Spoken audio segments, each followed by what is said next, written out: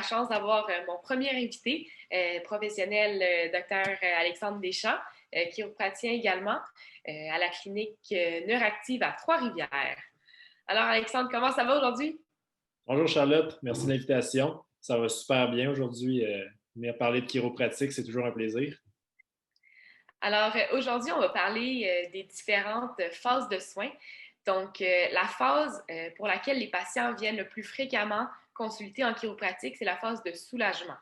La phase de soulagement qui se décline en conditions aiguës ou conditions chroniques. Oui, c'est ça. Effectivement, c'est souvent la première rencontre avec le chiropraticien des personnes. Ils arrivent, puis là, il y a un nouvel problème, une problématique depuis longtemps, puis ils veulent tenter quelque chose pour régler le problème.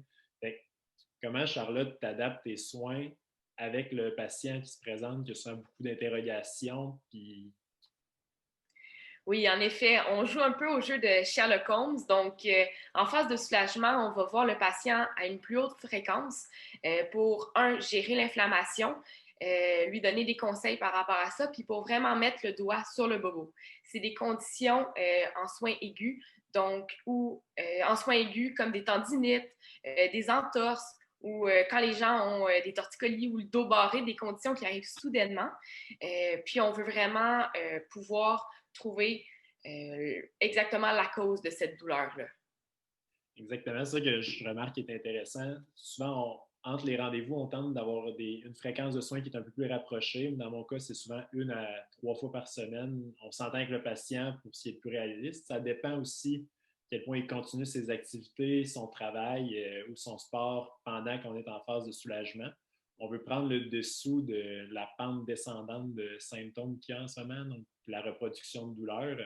Puis aussi, à chaque fois, on essaie de découvrir un peu plus d'informations sur le problème, puis aussi quels soins sont les meilleurs pour chaque patient, parce que malheureusement, il n'y a pas une recette miracle pour l'hernie discale. C'est l'hernie discale de Charlotte qu'il faut guérir. Exactement. C'est comme un entraînement. Il faut voir le patient souvent pour être capable de casser un peu le patron de douleur. Là.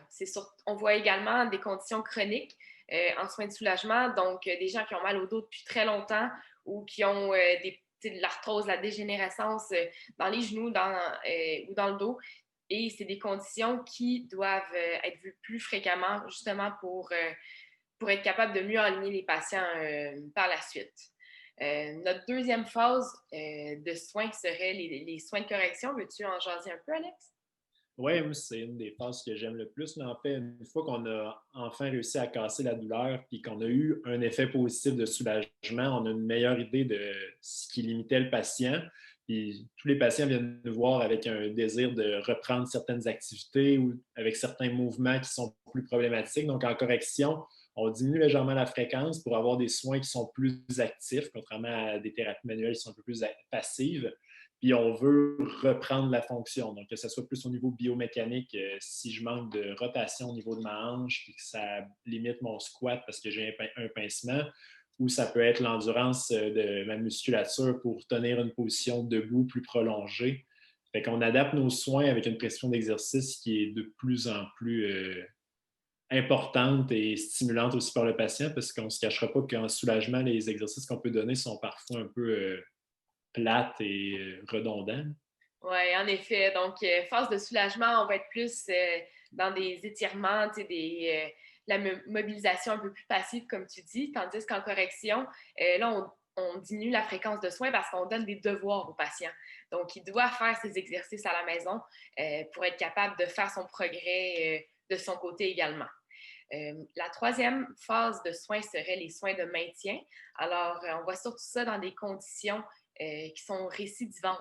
Donc, avant que la douleur revienne, c'est important, comme pour une voiture, faire un petit changement d'huile de temps en temps.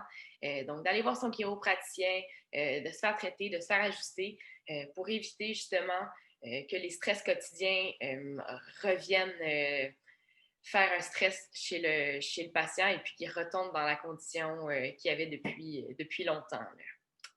Oui, je ne sais pas si toi tu remarques, je trouve que pour les patients qui décident de débuter une phase de maintien, parce qu'il y en a plusieurs qui nous voient pour leur problématique, mais une fois que les symptômes sont résolus, qui ont repris le travail, ils font une pause puis on se reverra à la prochaine blessure si elle a lieu.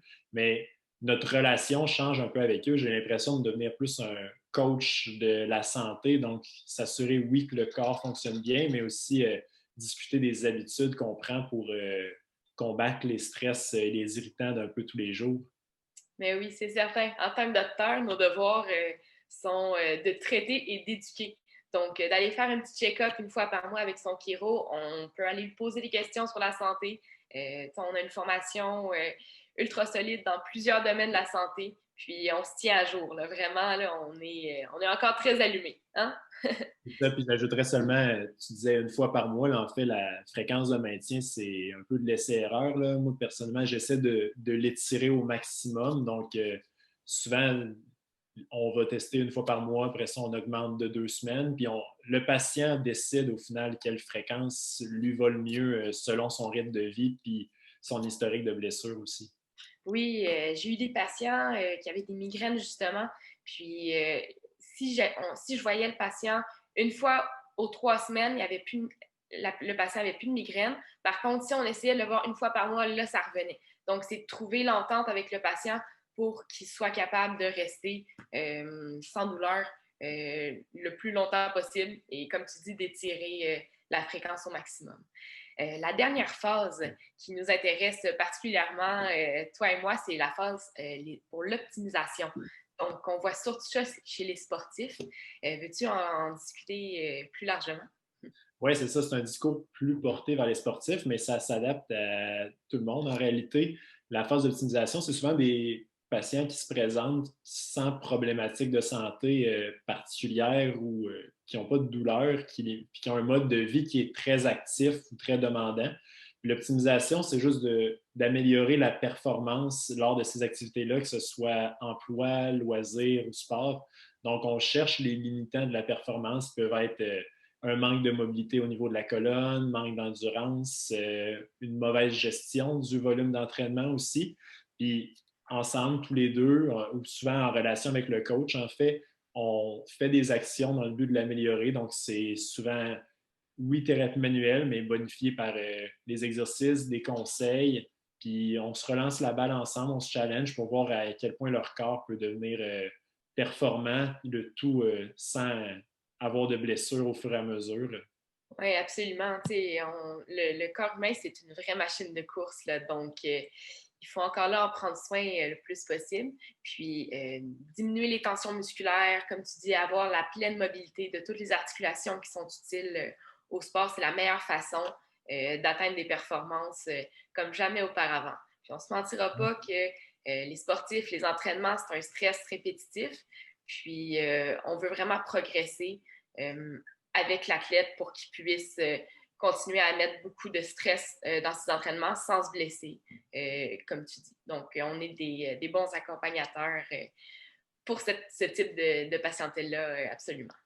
Oui, je suis d'accord. La dernière phase, en fait, il y en a qui l'appellent la phase de prévention. Là, puis pour Mm-hmm. ces blessures-là de surutilisation et d'accumulation, à mon avis, on a un bon pouvoir pour aider les gens. Puis, c'est un bel atout et c'est toujours le fun de voir des patients qui vont bien aussi durant notre journée. Mais oui, absolument. Puis c'est pas parce que le patient sent pas qu'il y a de douleur, sent pas qu'il y a des tensions, qu'il est optimal. Donc, la santé, c'est pas noir ou blanc. Là. Il y a un grand spectre de gris. Puis, je pense que c'est à nous. On est vraiment habile de nos mains. On est capable de voir en dessous de l'iceberg avant que la petite pointe sorte. Donc, on est les mieux placés avec nos mains pour être capable de trouver le bobo avant qu'il commence à crier, avant que le système d'alarme soit allumé. Alors, Alexandre, je te remercie beaucoup pour ton temps aujourd'hui et puis au plaisir de continuer à discuter au sujet de la santé avec toi. Passe une belle journée. Merci beaucoup, Charlotte. Au revoir.